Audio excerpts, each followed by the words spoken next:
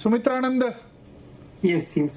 తనోబా గారు, సో చెప్పండి, ఈ గోశాలలు కానీ లేకపోతే యాదాద్రి టెంపుల్ సంబంధించి కానీ పాలక మండలి కానీ ఈ నిర్ణయాల పట్ల బీఆర్ఎస్ అభిప్రాయం ఏంది?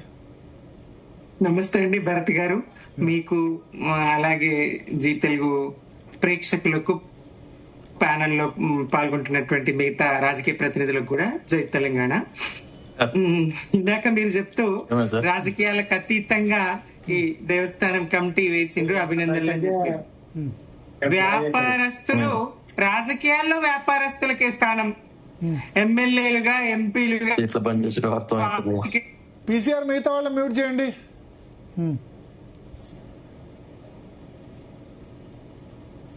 మంత్రులుగా రాజకీయాల్లో వ్యాపారస్తులకే అవకాశం. ఇటు ఆలయాలు గాని ఇతరత్ర గాని ఇక్కడ కూడా వ్యాపారస్తులకే. ముఖ్యమంత్రి లాంటి వాళ్ళు వ్యాపారస్తులను ఇక్కడ తెచ్చిపెట్టడం, వ్యాపారస్తులైనంత మాత్రాన భక్తి భావం ఉంటది, ధర్మ చింతన ఉంటది అనుకోవడానికి లేదు కదండి.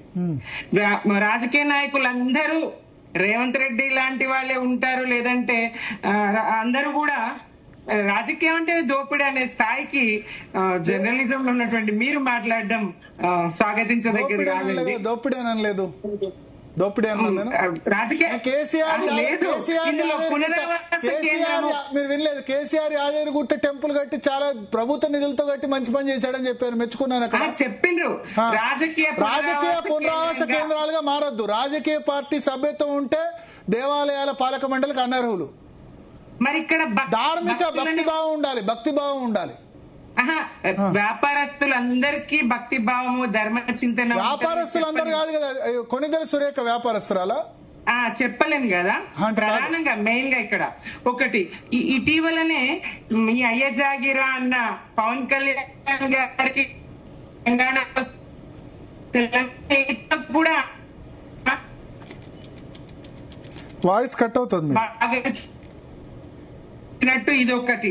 అలాగే పోచపోయిన ఈశ్వరమ్మ యాదవ్ గారు, ఆమె కార్పొరేటర్ గా చేసిండ్రు. ఇంకా లక్ష్మీనారాయణ నాయక్, ఆయన కాంగ్రెస్ నాయకుడే. అలాగే ఈ తూళ్ల దేవేందర్ గౌడ్ గారి కుమారుడు రాజకీయాల నేపథ్యంగానే వచ్చినట్టు లెక్క. రాజకీయాలకు అతీతంగా ఇది ఉన్నదని అనుకోమండి. ఇంకోటి, స్థానిక జిల్లాకు కనీస ప్రాధాన్యత ఇవ్వకపోవడం. నల్గొండ జిల్లా, ఉమ్మడి నల్గొండ జిల్లా నుంచి కూడా ఒకరికి కూడా ప్రాధాన్యత ఇవ్వకపోవడం అది అంత సమంజసం కాదండి. ఆ స్థానిక ప్రజాప్రతినిధులకు సంబంధం లేకుండా, ఎమ్మెల్యేలకు సంబంధం లేకుండా అన్ని తానై, మంత్రుల స్థానము, ఎమ్మెల్యేల స్థానము అన్ని తానై రేవంత్ రెడ్డి గారు వ్యవహరించే తీరు ఖండించదగ్గదండి. నిన్న వ్యవసాయ శాఖ మంత్రి ఫోటో లేకుండానే అన్ని పేపర్లలో అడ్వర్టైజ్మెంట్ ఉంటది. రైతు బంధు ఈ రోజే అనుకుంటా రైతు బంధు ప్రకటించేది.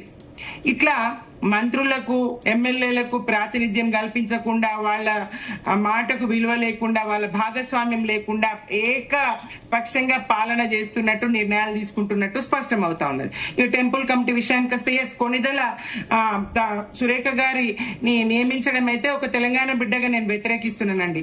తెలంగాణలో లేరా, తెలంగాణ యాక్టర్స్ లేరా? ఒకవేళ సినిమా ఫీల్డ్ అనేది తెలంగాణ వాళ్ళని పెడితే, టీటీడీ టెంపుల్లో తెలంగాణ వాళ్ళను నియమిస్తున్నారు కదా, మరి ఉన్నారు కదా?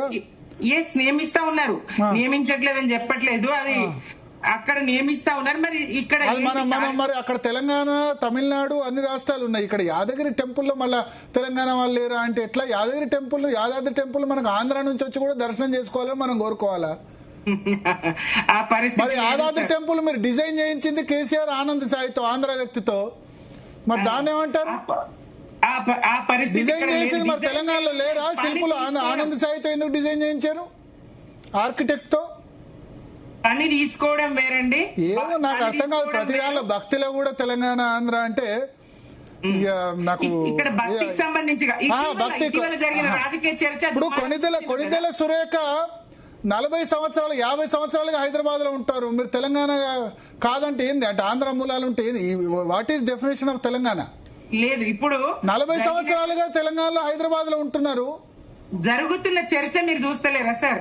భరత్ గారు, జరుగుతున్న చర్చ మీ అయ్య జాగిరా అనే ప్రశ్న, నవనిర్మాణం అనే కొనిదెల సురేఖ పాపం 40 సంవత్సరాలుగా తెలంగాణలో, హైదరాబాద్ లో ఉండుకుంటూ ఆంధ్ర మూలాలంటే వాట్ ఈస్ డెఫినేషన్? ఏమో మీరు అరకపూడి గాంధీలకు, తుమ్మల నాగేశ్వరరావులకు, అరకపూడి గాంధీలకు వాళ్ళకి టికెట్లు ఇస్తే దాని లేదు,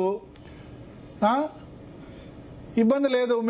మీరు చేస్తే ఏమంటారు, బంగారు తెలంగాణ ఆ బ్యాచ్, దీనిలో చేస్తే కొనిదెల సురక్షకి ఇస్తే అది మరి టీటీడీలో తెలంగాణ వాళ్ళు వద్దని చెప్దాం. ప్రతి దానిలో ఏందండి? లేదు భరత్ గారు, ఇక్కడ జరుగుతున్న చర్చ మీరు చూస్తా ఉన్నారు, ఇక్కడ జరుగుతున్న చర్చ చూస్తా ఉన్నారు, విద్వేషాలు రెచ్చగొట్టే ప్రయత్నం చూస్తా ఉన్నారు.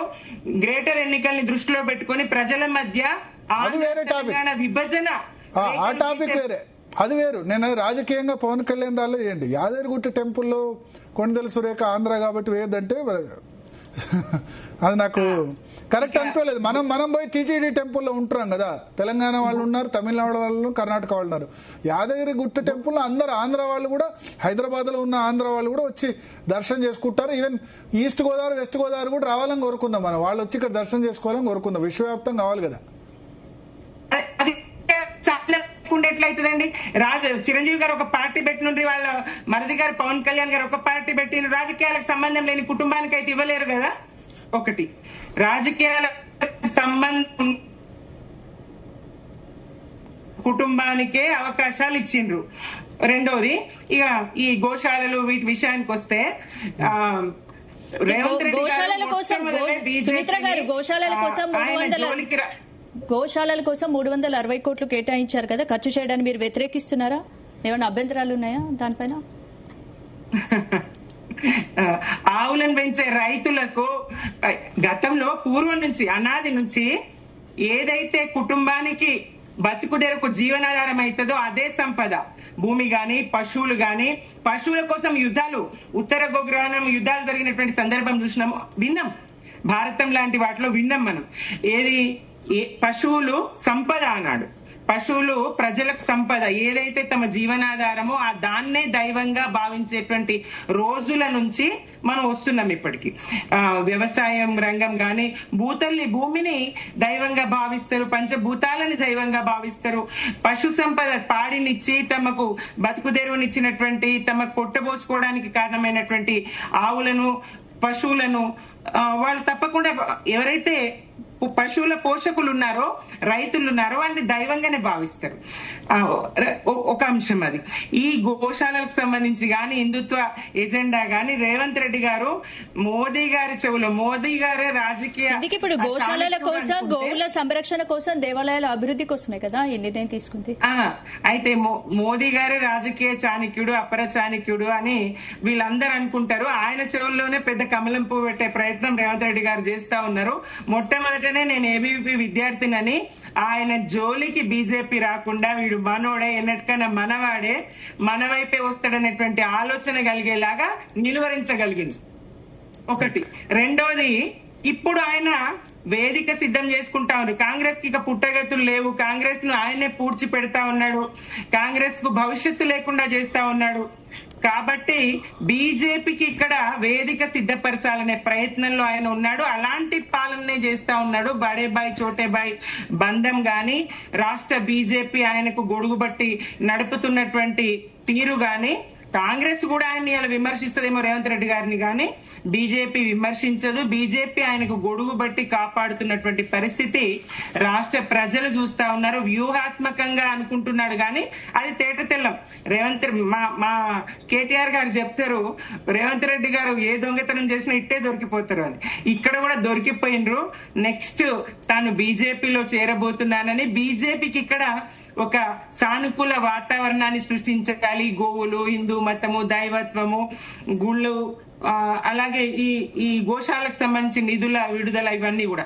రైతులు చచ్చిపోతా ఉన్నారాడ, అన్నం పెట్టే రైతులు చచ్చిపోతా ఉన్నారు, వాళ్ళకి ఇవ్వడానికి చేస్తారు. దానికి దీనికి ఏం సంబంధం నాకు అర్థం కాదు. రైతులు చచ్చిపోతే దానికి గోశాలకు ఇవ్వద్దా? గో సంరక్షణ ఇవ్వద్దని కాదండి, భరత్ గారు, ప్రాధాన్యత క్రమాలు ఉండాలి. నిన్ననే రైతు బంధు రిలీజ్ చేశారు. బర్రెలు ఉండాలి. పాలేం తాగుతామండి? పాలు లేకుండా ఒక్క కుటుంబం పాలు లేకుండా మనుగడ కొనసాగిస్తుందా? ప్రతి కుటుంబం. మీరు 1500 కోట్లు యాదాద్రి టెంపుల్ ఖర్చు పెట్టారు. మరి అది ప్రాధాన్యత క్రమం కాదా? మీరు 1500 కోట్లు ప్రభుత్వ నిధులతో చేశారు కదా. మరి ఆయన 300 కోట్లు ఖర్చు పెడితే అప్పుడు వేములవాడకు కూడా చెరువు మరో చోటికి తరలించి వేములవాడ ఆలయాభివృద్ధి కూడా అనేక ఆలయాలు జీర్ణాలయాలన్నింటినీ పునరుద్ధరించే పని దేవాలయాల మీద 100 రూపాయలు పెడితే 1000 రూపాయలు వస్తుందండి. భక్తులు ఇంప్రూవ్ చేస్తే అది టూరిజం ఎంప్లాయ్మెంట్ జనరేట్ అవుద్ది. దేవాలయాల మీద పెడితే ప్రభుత్వం ఇప్పుడు యాదాద్రి టెంపుల్ పెడితే ఎంత ఆదాయం వస్తుంది ప్రభుత్వానికి? ఎంతమందికి ఎంప్లాయ్మెంట్ జనరేషన్ అవుతుంది? దేవాలయం మీద పెట్టే సొమ్ము ఎక్కడికి పోదు. అన్ని చేస్తూ అది చేసిండ్రు. ఇక్కడ పాపం గుళ్ళకు పూజారులకు తినడానికి తిండి లేక మా ఊర్లో ఆలయం నుంచి వలసొచ్చి హైదరాబాద్ లో బతికిరు. గుడి మూతపడే పరిస్థితి. మళ్ళా పునరుద్ధరించి ఇగో ధూపదీప నైవేద్యాలకు ఇచ్చుకొని ప్రభుత్వం నుంచి ఇప్పించి ఆలయాలు అట్లా మూతపడినటువంటి గుళ్ళని కేసీఆర్ హయాంలో తెరుచుకున్నాయి. గుళ్ళకు ధూపదీప నైవేద్యాలకు ఇచ్చిండ్రు, పూజారులకు ఇచ్చిండ్రు. మంచిదే, ప్రజల్లో భక్తి భావన ఉండాల్సిందే. దాంతో నేర ప్రవృత్తి కొంత తగ్గుతుందేమో, మంచి ఆలోచనే. కానీ పాలన చేస్తూ ప్రజలందరినీ చూస్తూ అదే దాంట్లో భాగంగానే పరిపాలనలో భాగంగానే ఇట్లాంటి కార్యక్రమాలు ఉండాలి, కానీ ప్రత్యేకించి దీనికోసం అన్నట్టు ఉండకూడదు. గోశాల మీ వాయిస్ కట్ అవుతుంది. ఒక్క నిమిషం ఆడియో కరెక్ట్ చేసుకోండి సుమిత్రానంద్ గారు. మళ్ళీ